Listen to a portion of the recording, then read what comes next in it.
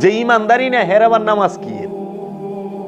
ঘুষ, সকালবেলা সরকারি বেসরকারি যত বড় বড় অফিসার আছে 100% হালাল সাবান দিয়ে গোসল করে যাস না বাবা, যায় না সবাই? ব্যবসায়ী হোক, চাকরিজীবী হোক, সরকারি হোক, বেসরকারি হোক, সবাই 100% হালাল। লাখ সাবান, লাইফ বয় সাবান, ডিটল সাবান, যেটা দেয় হোক, গোসল কইরা পবিত্র হইয়া যাস।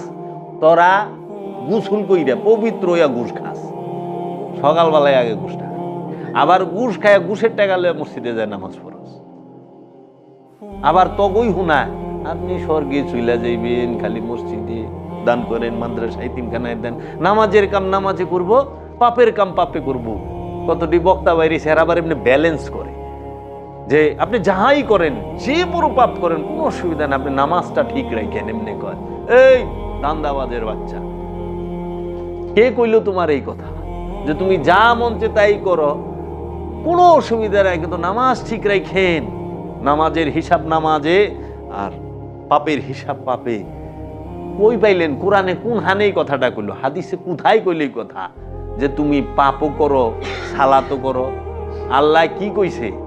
লা তাকরাবুস সালাত ওয়া আনতুম সুকারা, খবরদার সালাতের ধারের কাছেও না নেশাগ্রস্ত অবস্থায়। কয় মৌলবীরা, কিন্তু সুকারা শব্দের অর্থ হলো মোহগ্রস্ত অবস্থায়। মোহগ্রস্ত অবস্থায় সালাতের ধারের কাছেও যায় না। আর সুদ খাইয়া দাঁড়ে নামাজ পড়স, তুই কি কারে কি মনে করস? আল্লাহ কি দেখে না? আল্লাহ কি জানে না তোর কথা? নামাজ হইলে ইমানদারে কইছে ইয়া আইয়ুহাল্লাযিনা আমানু আকিমুস সালাত ওয়া আতুজ যাকাত, হে ইমানদার সালাত কায়েম করো, যাকাত আদায় করো। যে সুদ খায় সে কি ইমানদার? যে ঘুষ খায় সে কি ইমানদার?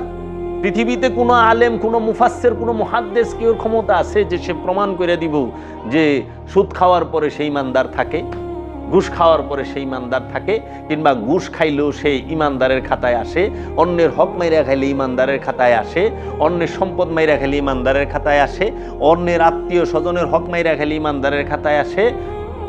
পারবো? যে ইমানদারি না হেরাবার নামাজ কি?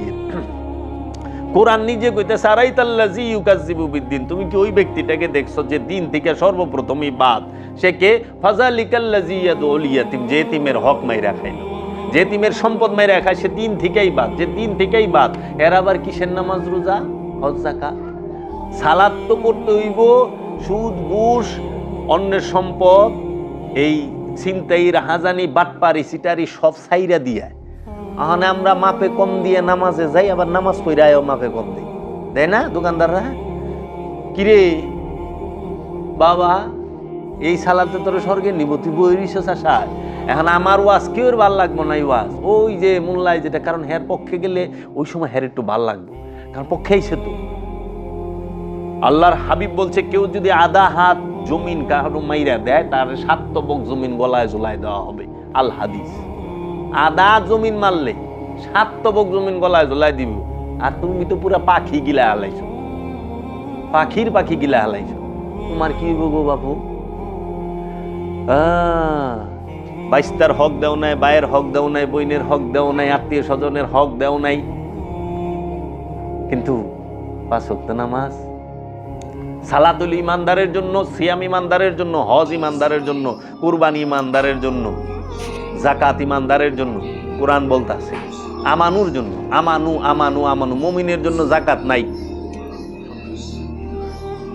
মুমিনের জন্য যাকাত নাই, মুমিনের জন্য সালাত নাই, সালাতের হুকুম মুমিনের জন্য নাই। সালাত, মুমিন সালাতের উপরে থাকে, মুমিন সালাত শিখায়, মুমিন সালাত কায়েম করে না। যার সালাত কায়েম হয় নাই সে কখনো মুমিন না। যার সালাত কায়েম হয় নাই সে কখনো মুমিন না। এজন্য আমানু আর মুমিনের তফাতের বেলা আলোচনা আইছে, তো এই যে সামনে শুনবা, আমি কথা আছে মিডিয়া, যে আমানু আর মুমিনের পার্থক্য কি? তো একজন জিজ্ঞেসে, আলেম সাহেব বইছে, আমি কইলাম আপনি কি ইমাম সাহেব? কয় নামাজ পড়ান। আপনি কোন তো, আপনি কি আমানু না মুমিন? লড়াছড়াটা বইছে, তো কয় আমি তো একজন আমানু। বললাম আপনি ইমামতি করেন কেন? আমানুর ইমামতির হুকুমই নেই। আমান হইলেও সালাত করব, আপনি সালাত পড়াইতেছেন কেন? সালাত শিখান কে? আমানুল লেগে ইমামতির হুকুমই নাই। না না, আমি একজন মুমিন বান্দা। আমি বললাম তাই নেই, আটকে গেছে। আমি মুমিন বান্দা। আমি মুমিন, হ্যাঁ, মসজিদে বেতন নেন কেন? মুমিন তো বেতনভুক্ত হইতে পারে না। কি যে একটা মুসিবতে পড়ছে, এই জন্য আপনাদের সাথে বুঝতে চাই আমি কেমনে বইবেন।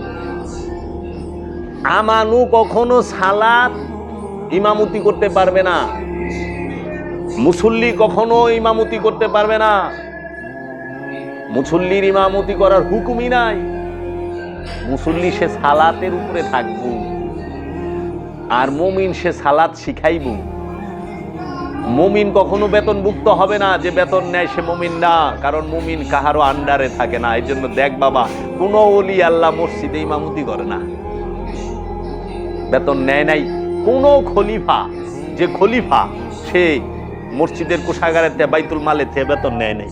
যা দেখ, খোল কই বাইলি লাম আনোয়ার মুমিন ই তো দেখবা লই হেনে মজা কারে কয় যে বই বউ মরবার লেগাইব হেনে ইজ্জত যেটুকা সুটুকু আড়াইবারে যে কোন হান্দাজে ই হইব দিশা। আর আমি তো আজগবি শরীফ লয়ে বম না, আমি কোরআন মাজিদ লয়ে বসবো।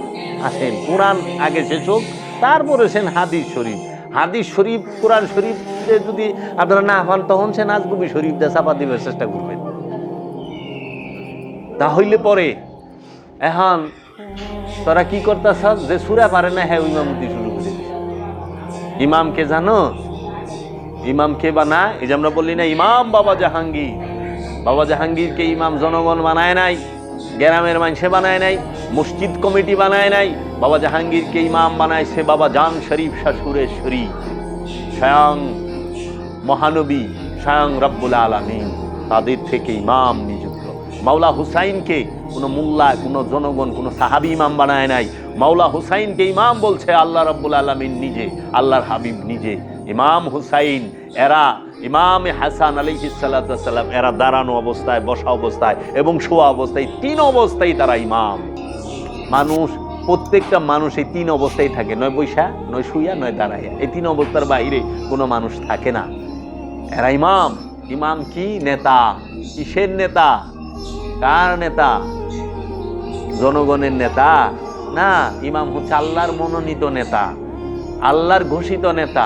আর এখন ইমাম সাহেবের চাকরি জায়গা, ইমাম সাহেব কালকে আর আইতে না, মসজিদ কমিটি ইমাম বানায়। আশ্চর্যের ব্যাপার, আল্লাহ নিজে কইতেছে ইয়া ইব্রাহিম, আমি আপনাকে মানব জাতির ইমাম হিসেবে,